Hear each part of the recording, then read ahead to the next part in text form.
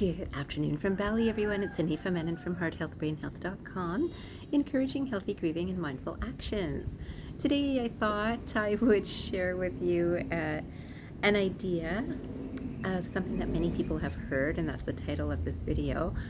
Our thoughts create our reality. Our thoughts create our reality.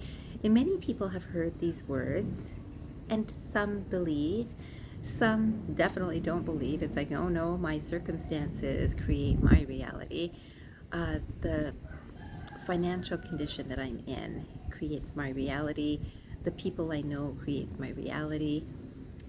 Everything, anything that we can put, this is what creates my reality. Many people will then push aside thoughts. It's just, I'm thinking about reality because that is what it is. I don't have money. I don't have a nice place to live. I don't have the ability to travel. I don't have a strong mind, anything.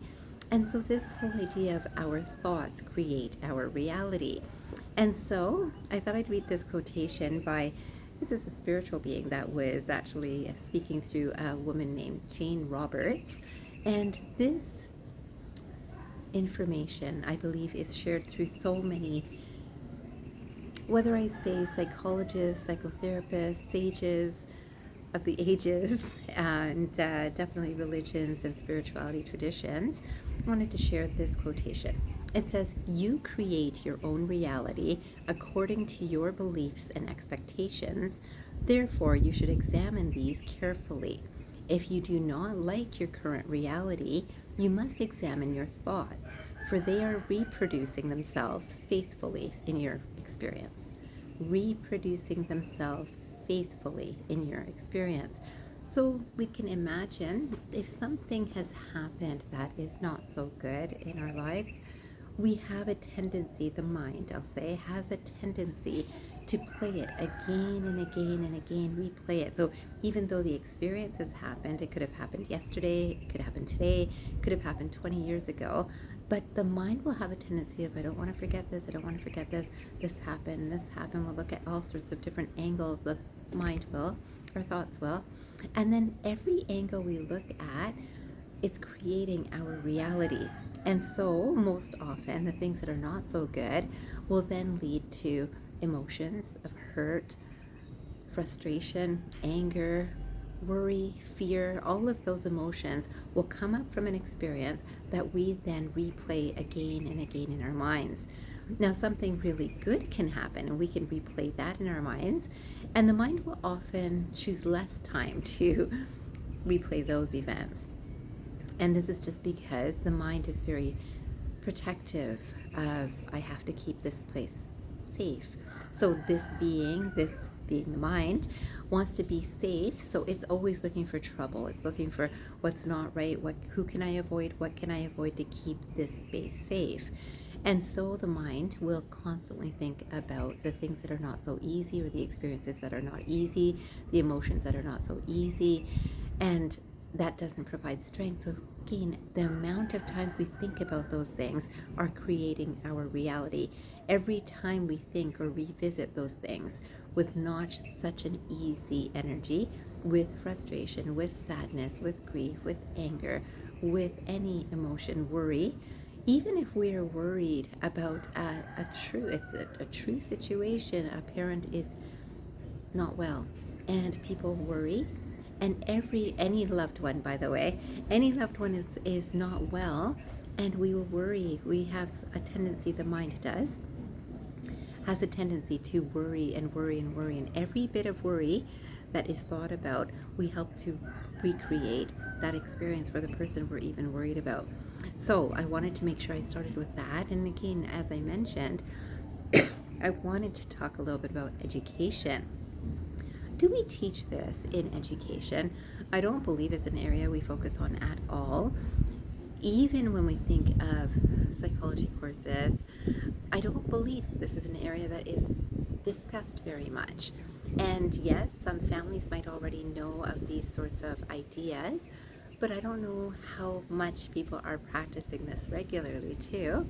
And so you know that I am really interested in moving from the 3D experience to the 5D. 3D experience is very much about fears and worries and and repeating cycles. And 5D is very much about starting fresh, looking with compassion, love, consideration, authenticity. So this is an important concept that I believe needs to be shared in schools first, maybe in families, but certainly in schools, because what are we teaching each other? What are we teaching students of tomorrow? And then I come to this quotation, which I also believe very strongly. Many of you know that I used to do a lot of teaching at the Naturopathic College in Canada. I also have done teaching at universities. I've definitely spoken to medical doctors, healthcare professionals. I've spoken at conferences, and I really encourage unity consciousness. So I thought I'd share this quotation because I really believe that all of us need to remember this regularly. It says, the educator needs educating, as the parents need educating, and so do the students. It is a process of living, working, and cooperating. Living, working, and cooperating. Now, here I can bring up this awareness also that the minute this mind separates you from me, I will treat you different than I feel about myself. I might not give you as much love and compassion as I give myself. Or I might think that you're better than me and I give you more love and compassion than I give myself. This is part of education that we can do too. When we think about parents need educating, this being able to listen to a child without thinking about their age, knowing that they will have a certain limited amount of knowledge in terms of factual knowledge that may be acquired through time. So they might not be able to say an alphabet, they might not know a different language, they might not know mathematics, but there is a knowing in even very young children, because spiritual energy is very strong in very young children. You know, we often will say, wow, how did this very, very young child say this? Do you know what they said? They said this, and they're only 2 years old. And so we'll say, oh, from the mouth of babes, oh my goodness, so much intelligence, so smart, I don't know how that happened. And, you know, people who believe in past lives will often say that they were probably, you know, very learned in a past life. And some people actually remember those past lives and see that, oh boy, this person was a pilot, and suddenly at 5 years old, they're able to start this plane or talk about how to start this plane. So things like that happen. And then for those that believe in one life, even that, it's like, wow, this generation is really smart. I could never have known that. I would have never said a statement like that before. Or there's ego too. My child is very smart, so of course they're so smart. They can finish puzzles in no time. All of those things. And yet, when we're truly respecting and not creating a difference of our spiritual energy, there is a respect for the energy coming from any age. And that would mean, again, even an aging parent, there would be a respect for the energy that is coming from that parent or family member or friend or neighbor or unknown person, complete stranger, that there is some awareness of what is within you is in me. So what is within you that is in me is the same awareness of each person goes through worries, fears, concerns, anger, frustration, sadness, has so much grief. Each person has, and I don't have to know the story of another person to know that we are linked in that. We also share love and compassion. And so, if teachers are also educated in this, that each thought creates our reality, and then that whole idea of empathy for each other, to know that your experience is as valid as mine, regardless of if I am the teacher and you're the student, or I am the student and you are the teacher, that there is an empathy of, wow, this person is going through something to try to help me. I am learning. There's an opportunity to learn, whether as a student or a teacher. We always have an opportunity to learn from each other. I do not believe that anything happens by mistake or that we meet any other souls by mistake. I believe that there is divine guidance, and this divine meetings of even what would seem like complete strangers, where you smiled at someone who you don't know and it's made their day because they've been so sad for the day. And you know, it's interesting that I commented on that. I do this regularly, but today, in fact, when I was at the market, I saw this lady who had a very, very straight and perhaps not very kind looking face when she was looking at me and just sitting even. It wasn't directed towards me. It was just that she wasn't in a very pleasant space. And I looked at her and I said, you can smile. I said, well, how come so serious? And I don't know this woman. And I could see at first it was almost like her back went up and she just said, no. And then, so I smiled and I said, smiling helps. You can try smiling. It's nice to see you smile. And within a minute she was smiling, and then other people started telling me, oh, she's just very tired today, and that's why. And I said, and it's okay, we can still smile, and I'm happy to see you smile. And I can tell you, I walked away from that space seeing this woman continue this smile, and it was so nice to see. And so we know that all of us crave some attention, and sometimes we feel forgotten, or we feel like we're just surviving our own experience and no one else is even aware, and that's often true. And yet, if we take a moment to have attention to who is around us, so that would be, again, families with family members, regardless of age, or teachers to students and teachers to each other, because oftentimes teachers go to work and they teach their students and they're very centered. I want to be here for all the students. I might still not give you the credit if I'm the teacher of myself because I know knowledge, yet we come back to the space of every thought creates its reality. So if I look at a student and think, the student just is not going to have money to go for the next year of schooling, whether it's to go into college or whether to go into a particular training, the student, I'm already looking at that student with sadness. With compassion is good. Compassion of, boy, you know what? I see that even though they're working with this, I see that they've got such a strong mind, they're going to get exactly to the education that they need and they're capable of carrying. That thought creates a reality. So my thoughts create your reality, your thoughts create my reality, and we are all interdependent this way.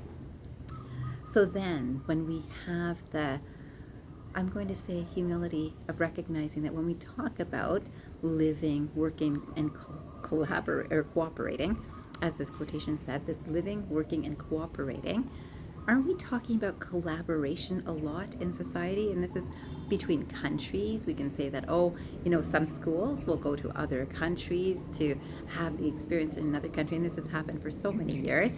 And yet it's that cooperation of, what can I learn from there and what can you learn from here, and that cooperation. And again, if we haven't started with the thoughts of creating our reality, our thoughts are creating our reality. Even students from Indonesia, from what I see, when they look at going to another country, it's more about, wow, that's a big deal, and I'll be able to put that on my resume, and I'm pretty wise because I've had that experience. And the same thing happens in Canada, by the way. So if someone is coming to Italy to learn something, it's a big deal to write on a resume that, look, I went there. But what did they really learn? And oftentimes people don't know, I really like the family, I really like the friend that I met up with. That sort of idea comes up. And yet if right from the beginning we're teaching how our thoughts create our reality, I choose to think really well for the family I'm in, not because of what they do for me. I choose to do it because I'm creating the loving energy that I see, and I choose to see and I want to see. If I go into, and I've heard this from many students that go to international countries for studying for even a short bit of time, oftentimes it's like, oh, they have it so good, and there's that comparison. And so when they have it so good, mine's not so good, and my mother's not so nice to me, but their mother was so nice to me. And we do know oftentimes this happens, that people take their own families for granted and yet will treat the stranger really well. And so this happens all around the world too. And then this whole idea of we are creating our reality. If the other is always better, then I am not spending enough time in what is right here and now. And this creation is based on every thought I think today. So if I'm constantly thinking that was better, I'll go back, whether for a vacation, whether for more education, whether because it's whatever ease that I found, it's so much more relaxing or it's so much more friendly. I want to see that, I create that. If I want to see that in my own home or my own country, I create that. And now I have to take action that way. How do I create that? Do I allow an honoring of each person that is around me?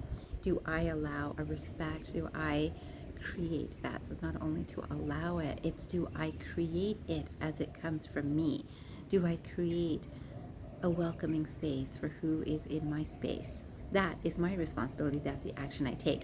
If I study this right from school, right from home, I start caring about people differently, which is then how I learn how to live, work, and cooperate, no matter whether I'm at home, at school, or in the professional world. So I thought today I would finish with this quotation, which I think sums it up really well.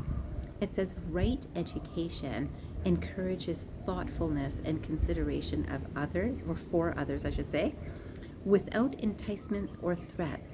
Without enticements or threats. I'll read that again. Right education encourages thoughtfulness and consideration for others without enticements or threats. So what I see in here again, whether in Bali, which is largely Hindu focused, and whether it was in Lombok, which is very Muslim focused, whether it's in Canada, which is very Christian focused, or even Catholic, there's very much of the threat is, if you're not nice, if you do that, you know what, you're not going to heaven, and or God will be angry, or your father will be angry, whichever way, there is a threat. And if there is this enticement of, oh, if you pass this course, I'm going to take you out for dinner, that's an enticement. If you're nice to your father who doesn't visit normally, I will, I don't know, make you your favorite meal. I don't know, I come back to food. Maybe I'll get you that iPad that you want. This is today, of course, we're looking much more at technology. But this is constant. If you do well in school, I'll get you this piece of technology. You have an old computer, I'll get you a new computer if you do well in school. So this is the threat or enticement. When we do things out of threat and enticement, we actually practice that with others too. That, well, I'll do something for you if you do something for me. That's the enticement that, you know, I can give you whatever when you give me this. Of course, that transactional nature has become very, very common. I want to again remind us all that that transactional space is very much 3D living, and I think we've seen plenty of it. And so what happens in 5D living is authenticity flows. Authenticity of, I do this because I can, because it's right. This is the reality that I feel is right. And I don't believe that anyone would feel consideration and respect for each other is not right. And yet most will like to differentiate. I'm different from that person, and that's what we've decided is right. That's right, or they're not this religion, so I won't give them the same respect as this religion. And I can tell you that that's another experience that I've had both in Bali and in Lombok so far, and I certainly know that there was a little bit of this beginning in Canada, where people will ask me, what is my religion? And when they do, it's become more and more easy to be authentic of, why don't you ask me whether I'm respectful, whether I'm honest, whether I'm kind, whether I'm compassionate? Am I compassionate? What is the way I practice my religion? My religion is compassion, kindness, respect, trust, and honesty. And I hope humility too. It's again, even all of these things that I'm saying doesn't differentiate me from you. Anyone who is listening to this will know that we all carry this same energy. But if we carry it like, this is who I am, I don't differentiate me from you. And if we can do this in families, in schools, and in society, what a beautiful 5D world we are creating. I wish you a fantastic day or night ahead, and I hope you remember, transform your mind and transform your life. Have a great day or night, everyone.